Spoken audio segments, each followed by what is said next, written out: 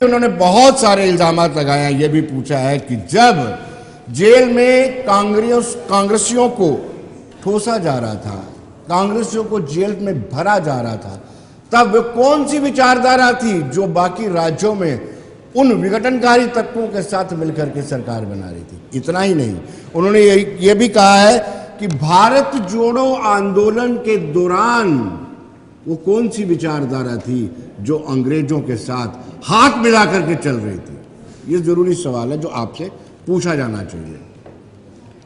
1899 में मैं जानता हूं कि वो किस विचारधारा की बात कर रहे हैं।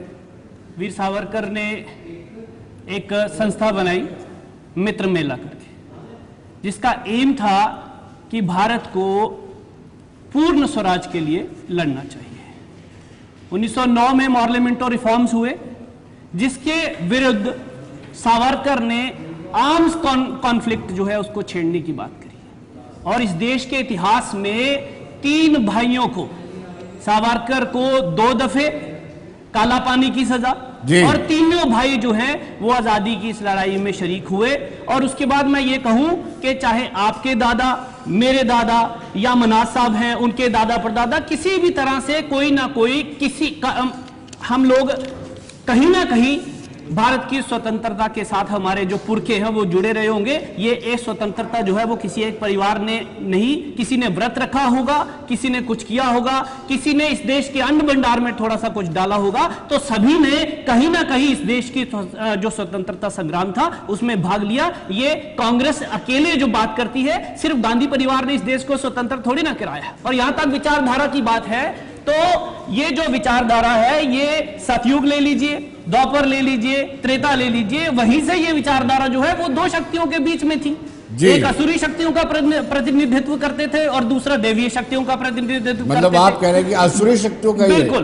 तो ये असुरी शक्तियों का वही क्रम जो है वो अभी तक चलता आ रहा है। जो राम को ना मानने वाले हैं वो असुरी शक्तियों के साथ हैं, जो राम को मानने वाले हैं वो देवीय शक्तियों के साथ हैं, जिन्होंने राम के अस्तित्व को नकारा वो असुरी शक्तियों के साथ है, जिन्होंने राम को काल्पनिक कहा, जिन्होंने राम मंदिर का जो लोग उसमें प्राण प्रतिष्ठा में जो लोग नहीं गए। राहुल जी ने एक और इम्पोर्टेंट बात कही है कि राजनीतिक मंचों से झूठ की बौछार से इतिहास को नहीं बदला जा सकता। बिल्कुल, हम इतिहास को बदलने की कोशिश नहीं कर रहे हैं। ये कहते हैं 2 विचारधाराओं की लड़ाई है।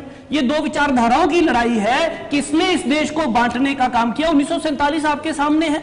देश जो है वो बंटवारा हुआ, उसका किस विचारधारा से हुआ, कौन राज कर रहा था? उसके बाद जितने बड़े बड़े राइट्स हुए, हिंदू मुस्लिम ले लीजिए, हिंदू सिख ले लीजिए। मैं बात करता हूं हिंदू मुस्लिम राइट ऑफ 1964 किसकी सरपरस्ती में हुआ? हिंदू सिख राइट ऑफ 1966 किसकी सरपरस्ती में हुआ? गुजरात कॉमनल राइट 1969 किसकी सरपरस्ती में हुआ? फिर उसके बाद ले लीजिए सबसे बड़ा, मैं और बड़ी फहरिस्त है, 1984 का दंगा जो है जिसमें हमारे 16-17 हजार सिख भाई मारे गए, वो किसकी सरपरस्ती में हुआ? और बात करते हैं जिस मोहब्बत की गुजरात वाला आप भूल गए। गुजरात की 1969 की मैंने बात करी है।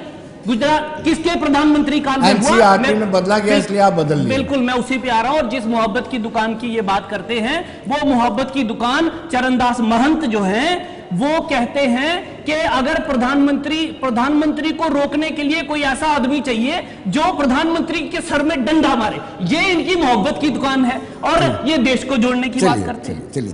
चलिए मैं नम्रता जी से जानना चाहूंगा। नम्रता जी, वाकई में